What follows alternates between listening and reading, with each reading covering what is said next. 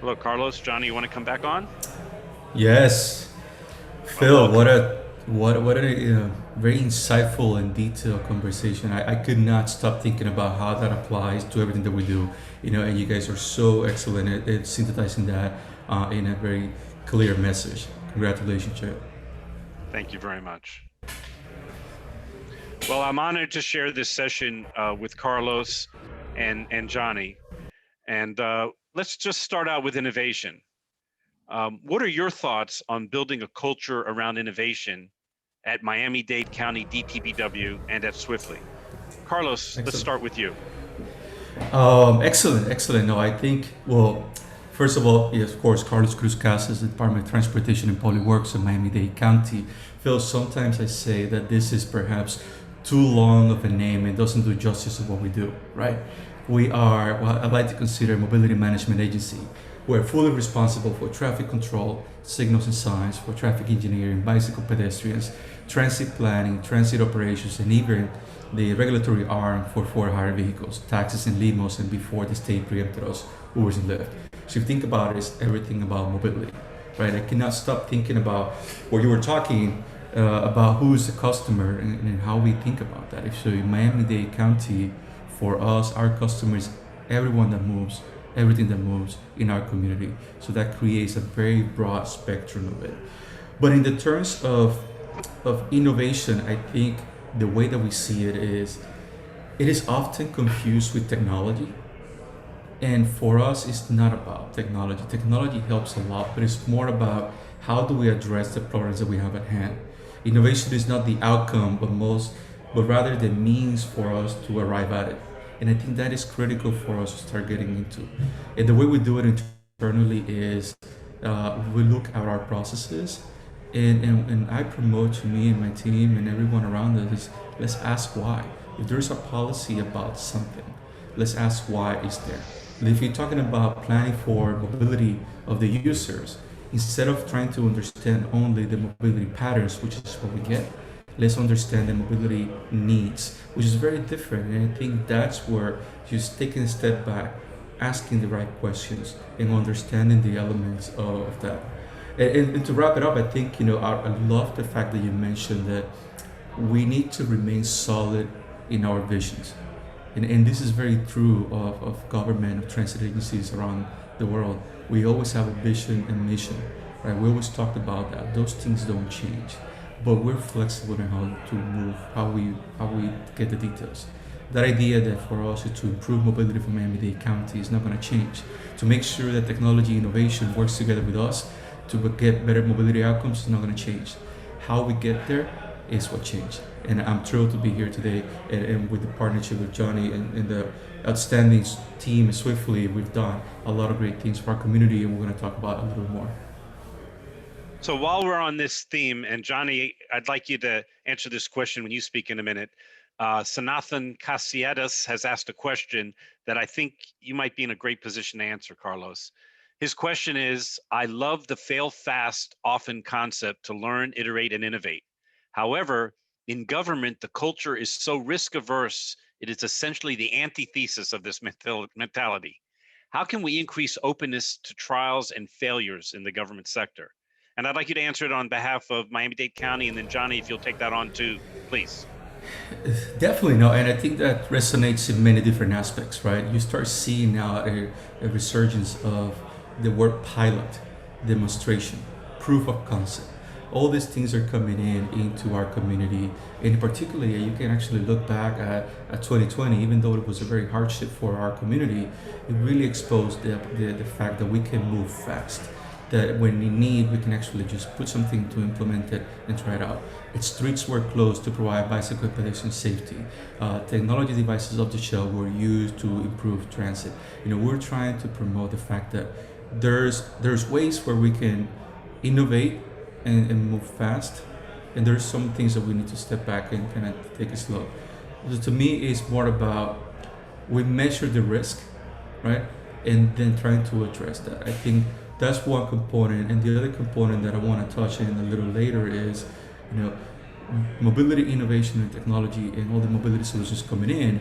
ultimately becomes a business, and we want businesses to thrive in our community. But in order to do so and to harness that power of the innovation in government, we need to be able to get in contract. So one of the things that I've been pushing locally here is how we can change the regulation about procurement and selection of new startup companies that can work with us.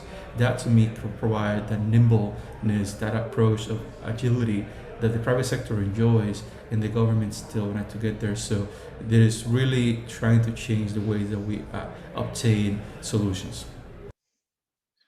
Thank you for that.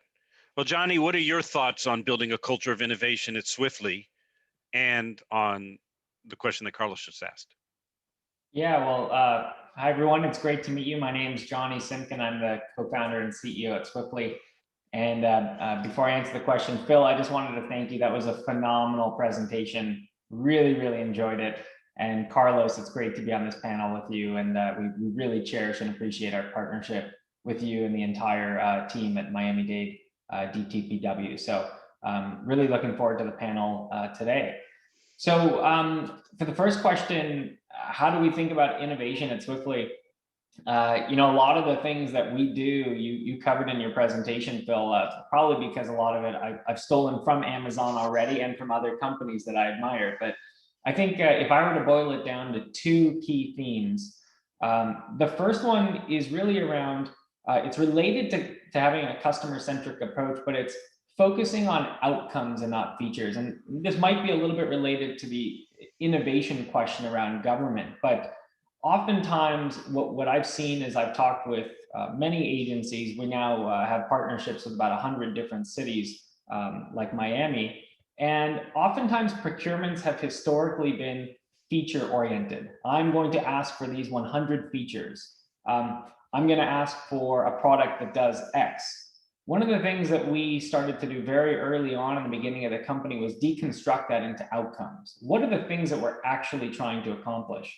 Our customer may be the city or the transit agency, but what are their goals? And how do we align what we're trying to do at Swiftly with ultimately what our customer is trying to do? And Carlos mentioned, well, who's his customer? It's everyone and everything that's traveling throughout Miami. Well, how do we align what we're trying to do at Swiftly with those goals? How do we make the transportation network more efficient, more reliable through the use of technology? Because ultimately that's going to benefit riders, which will in turn benefit the city.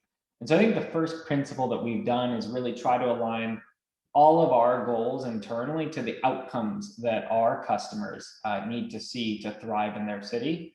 And when you do that, you can really start to rethink, well, how do we get to those outcomes? Maybe we've always tried to solve this one problem this one way, but that hasn't led to the outcome that we want. Well, if we just focus on the outcome and we work backwards, we can come up with new innovative approaches to ultimately drive that outcome. So that's the first.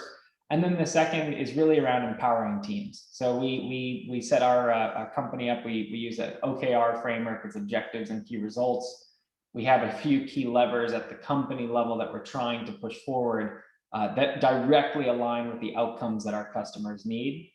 And then we have a way of cascading those objectives and key results down to each individual team. And similar to the two pizza team concept, we break it down into smaller teams so that each team can get pretty focused on solving concrete problems.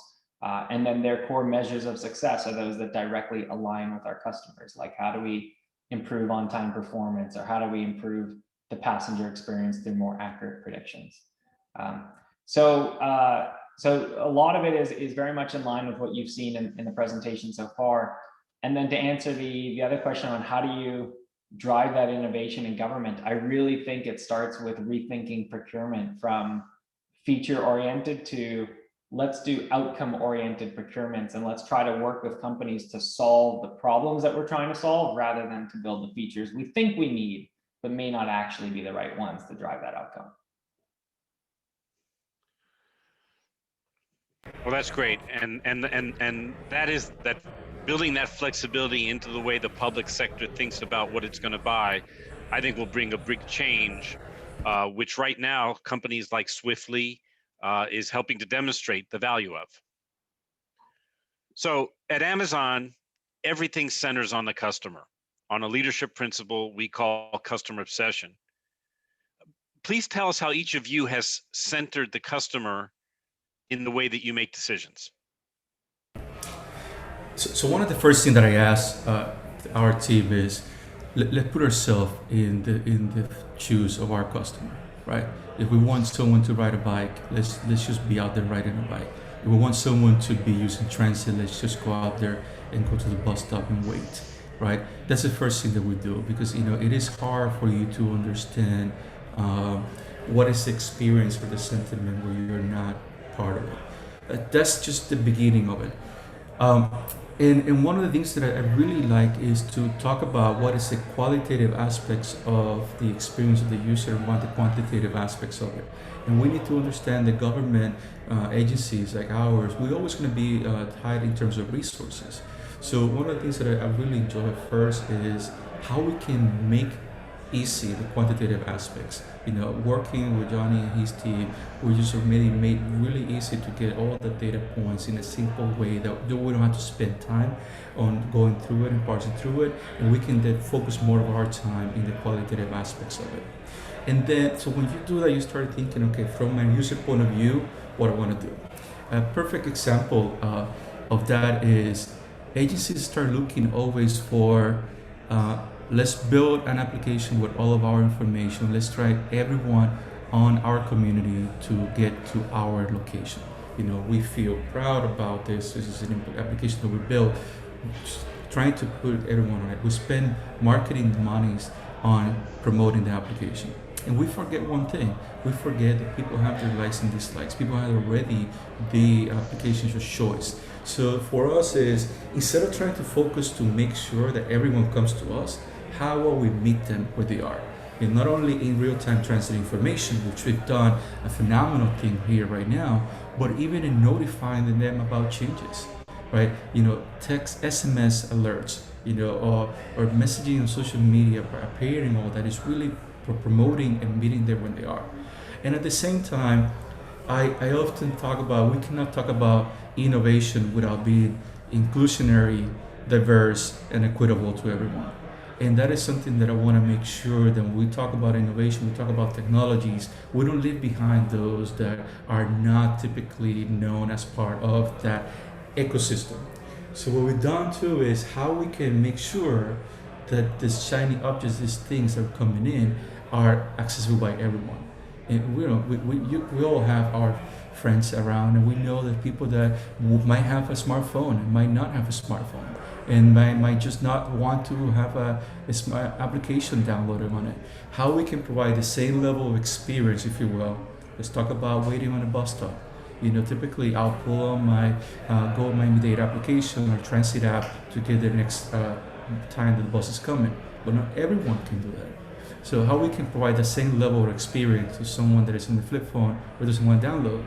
One of the great things that we did is Johnny and I sat down and said, we were building this accurate information for estimated time of arrival for applications of all sources. Google Maps, Apple Maps, Transit, Move It, even Uber and Lyft have our information. But what about someone on the flip phone? And then Johnny talked about, can we create an API and basically make sure that people can text a number, bus stop, and get that information back? You wouldn't do that if you would not put yourself into that position.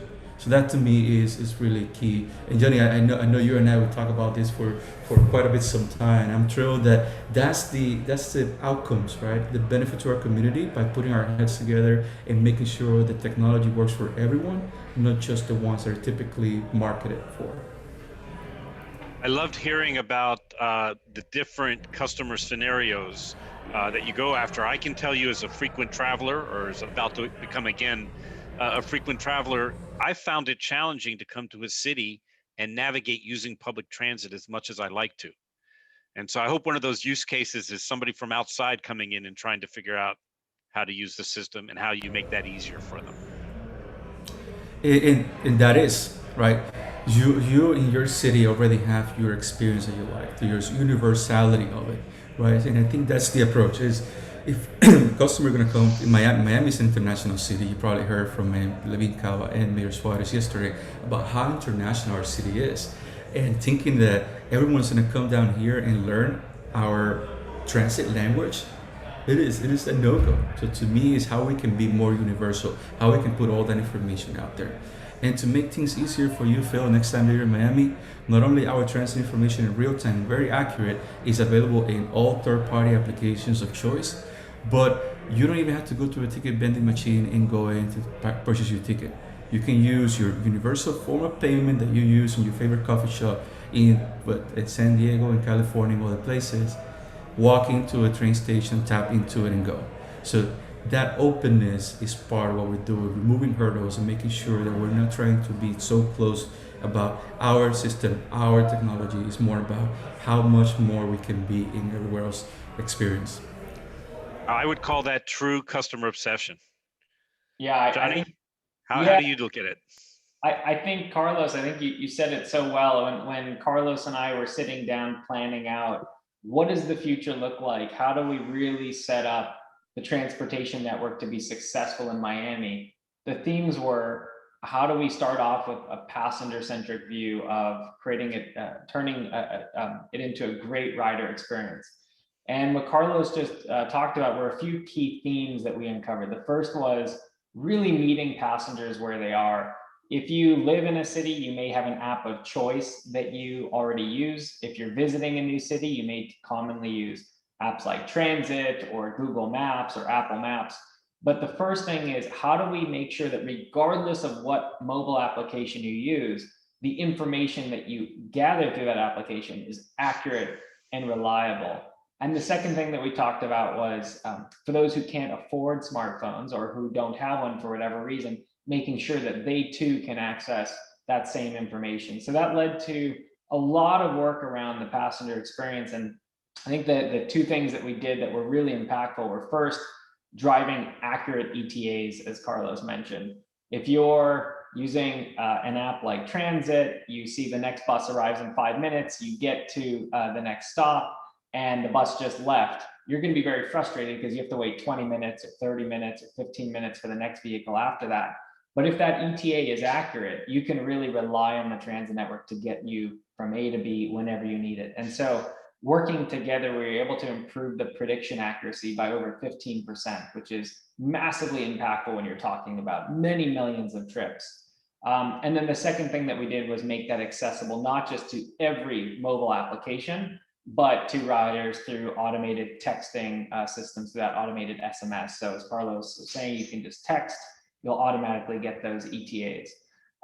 Another thing that we really focused on was accessibility of information also throughout the region. There are a lot of other networks locally where you can't even see where the vehicle is located in real time. And so we're working to digitize those networks, again, make all of that information available to third-party applications. And I think what Carlos talked about with respect to payments is huge. So now you can see where the vehicle is, you can accurately count on when it's going to arrive and seamlessly pay with typical payments that you would use just every day when you're going to the grocery store or anywhere else. That's huge. That reduces the friction to taking transit, it makes it more accessible and more reliable. And I think that's huge. And then the last piece is when you talked about pace of decision-making throughout your presentation, Phil, one thing that we've done is also liberated data internally. So one of the things that we found when we were on site working with Carlos was that different teams, different departments had access to different data sets. And a lot of the work was done manually in Excel. So you would get data from this system, analyze it in Excel for a few weeks, try to make a decision. Maybe this other department was getting data from a different onboard system, also analyzing it in Excel. And it would take a few months to realize you actually had two different views into this, maybe the same thing from two different systems, and it took you 2 months to find that that was a problem. And so what we've done is really bring that into the fingertips of everyone at the agency. We have several hundred staff now using Swiftly to be able to access this data, creates one common data language, but it also compresses that analysis of doing custom work in Excel to a few hundred milliseconds where we can run fairly complex queries over the AWS infrastructure to help us quickly serve the right information to the right people at the right time so that they can make decisions faster. And ultimately, the beneficiaries of that are transit riders. Well, that's really awesome. And what I heard in this conversation that was very powerful is that Carlos obsessed on his customers, working backwards by actually feeling and seeing what their lives are like. And he was able to translate that to you so that you could work backwards from those needs to deliver technologies that span well beyond what you initially came to do for the city. And that's remarkable innovation, and also overcoming some of the lethargy that we want to take out of the public sector in innovating at speed. So I'm going to move on and ask about and talk about bias for action, right? And as you know, speed matters in business. Many decisions and actions are reversible and do not need extensive study. We value calculated risk taking. One challenge within the public sector is that they don't often have the tools to help them quickly know when there's an issue to resolve quickly or how to resolve it. So Carlos, how does Miami-Dade County, what ways are you looking to accelerate decision making and decision accuracy? No, I think that's definitely a great question, and we can talk about it in terms of the impact of the recent health crisis that we're experiencing, at the same time how we're planning our future. So let me talk first about the future, right? We're in the middle of a massive bus network redesign, restructure entire system. Miami-Dade County is large, it's bigger than some states. 99 bus routes, rail, and many more local transit agencies. So imagine how long it would take for us to understand how the system operates in order to make the right decision. What we've been able to do through this network redesign is we leverage the powerful engine that it resides on the Swiftly platform to really understand hundreds of millions of data points about speeds, about dwell times, about locations that basically create delays. So that way, when we're looking at redesigning our network, we already have a solid foundation about how the transit operates. Then we top that off with our cloud environment on fare collection system and allow us to understand where people are getting on and off. So now we're really looking at all the information. And I'm telling you rather quickly, and for me that I'm not technology savvy, I can go into the platform and basically look at on-time performance, look at travel times and the speed on any given route, any given time for over the last 5-6 years already, Johnny. And it is in a matter of seconds to get that information in. And that is important because, when we are developing new systems, this is that one door, two-way door you're talking about. Yes, we want to go fast, but we also want to calculate our risk, right? And when we're doing new route alignment, we need to understand what information and how we're building in. And the fact that now we can run scenarios, we can actually use, other platforms such as Remix that you have identified as well, with information from Swiftly in Remix, draw a new route and understand how many buses it's going to take. Can I keep the frequency? Can I do this? How much more people I want to be serving? All of that is right in our fingertips, and that allows for us to accelerate a massive work into it could take years to months. That to me, it is that obsession or that bias for action, and it was also reflected during COVID, right? Just like any other agencies throughout the entire nation, our ridership plummeted to 20%, and we had to reduce service. But unlike many other agencies out there, our ridership already picked up to about 60% in about 3 months after COVID impacted first. And we had to increase our service to 100%. Not only that, we were, even at 100% of many of our routes, we were still leaving people behind because of limiting on capacity. So we had to introduce new buses from external resources. That tour bus that will take you, Phil, to the casino, perhaps to the Everglades in the Miami-Dade area, was out of business. What we did, we basically brought them in. We gave them a tablet. With the help of Johnny and Swiftly, we're able to do an onboard application. So that vehicle that was a coach bus taking you to a tour now became a transit bus to serve our community. And doing that just is a matter of weeks, and just because we had that opportunity to do so. But, we need to move fast, but we cannot just put buses randomly everywhere. And we did 120 buses, and I think that's about 16% of our fleet. We added more. We used real-time information on passenger load. We used speed information, and we used what we know about ridership. to start identifying where to put those buses more efficiently, so that way we can serve our community better. And that's what we did through COVID. And I think that is really that intention about let's move fast. And if we can do it in an emergency like we just experienced, I'm really hopeful that we can do it from now on. It sounds to me that by leveraging great partners like Swiftly and Remix and the cloud, you're able to deliver a benefit to constituents in about half the time it would have taken you to study it before. And I think that's a fraction. A fraction. Yes. Good.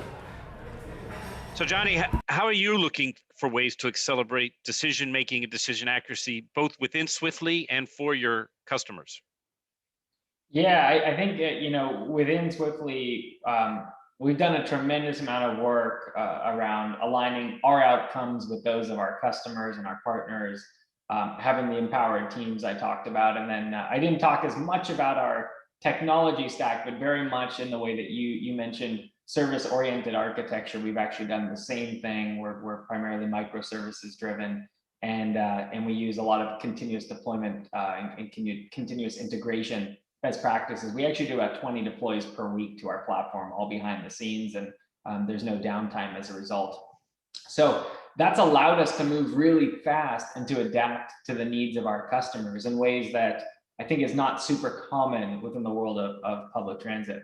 And as Carlos was saying, I mean, the pandemic, if there's one single moment in time that's probably tested the ability of cities and transit agencies to react quickly and to have a bias for action, it was the last year, right? More than probably any other time in all of our collective lives. And a few really interesting and I think impactful things were forced as outcomes as a result of the pandemic, and Carlos touched on those. But I think those will be trends that transcend well beyond just the last year, which is the pandemic forced us to reevaluate service. Are we providing the right service to meet the needs of riders?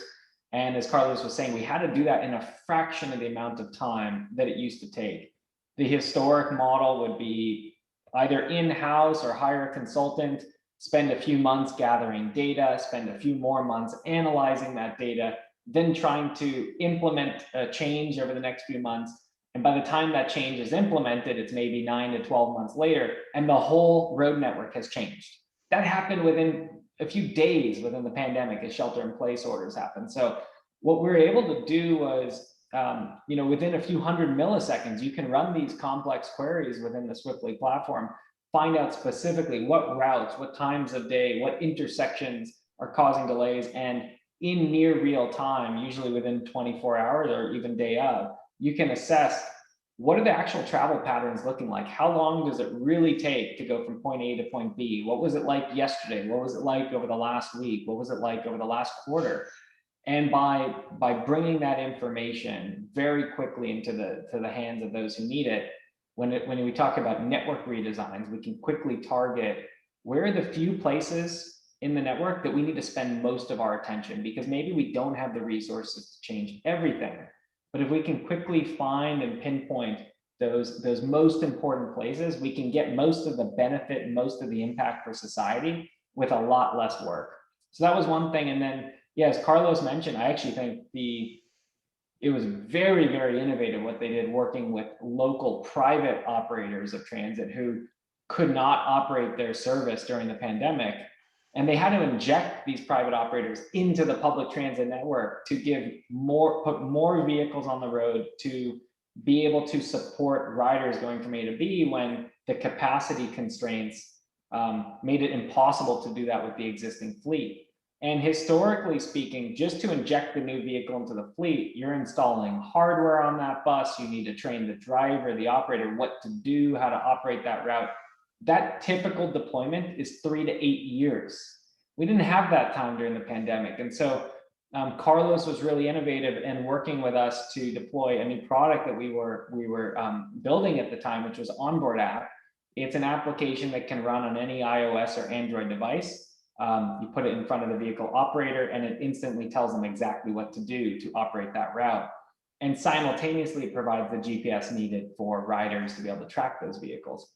So within a few weeks, we were not only able to inject new vehicles into the fleet to support the needs of riders, we're also able to give them the information they need to rely on the service and to give operations and dispatch teams the visibility into the fleet that they need to operate the service. And so that's transformative. I think as we look to the future in terms of how do we better and very quickly adapt the needs of the requirements of the transit agency to the needs of riders. Now we have a playbook in place, and we developed it on the fly, but it worked quite well. It's really amazing. And some of your examples here fit into invent and simplify.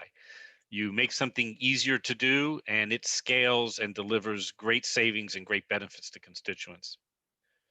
Well, you've seen how the working backwards process drives innovation by imagining the outcome before writing a single line of code, and then working backwards to build a path to those outcomes. So I'm interested in what your think big ideas are. What visions do you have that you're just starting to explore for improving the experience of the constituents that you serve? So for me, it's simple, right? We are a mobility management agency. We are a provider of transit services here, but we're not alone. And as we continue to grow and new technologies come in place, we want to make sure they come in. So the first thing is whatever we do for fixed route services that we operate, I want to scale it up. I want to take the 29 municipalities that are providing services with Miami-Dade County that are separate UTFS at the moment, separate information in real time. I want to absorb all that and making sure it's filled when you come to Miami. You can use the Coral Gables trolley, the Miami Beach trolley. You can go to Homestead to go to the park, and it still use the same information. That to me is scalability and making sure there's universal in that fashion. That's the first thing. And the second thing is, new mobility solutions are gonna come in, and we need to now more than ever to be more transparent and more universal about what we do, because we're already getting on-demand transit information. We're already getting a scooter, bicycles, and all the mobility solutions. And the easier that we make it to manage what we do today, to get the data in and understand that, the better we're going to be able to plan for our community. So translating what we're doing here with fixed route transit services to all the other mobility solutions is my next step, because ultimately, like I said, we're responsible for mobility in Miami-Dade County, and that's how we see it. I don't care whether you're in 4 wheels in the transit or in 2 wheels, you are moving to Miami-Dade County, and we want to be there for you. Great. What's your big think big, Johnny?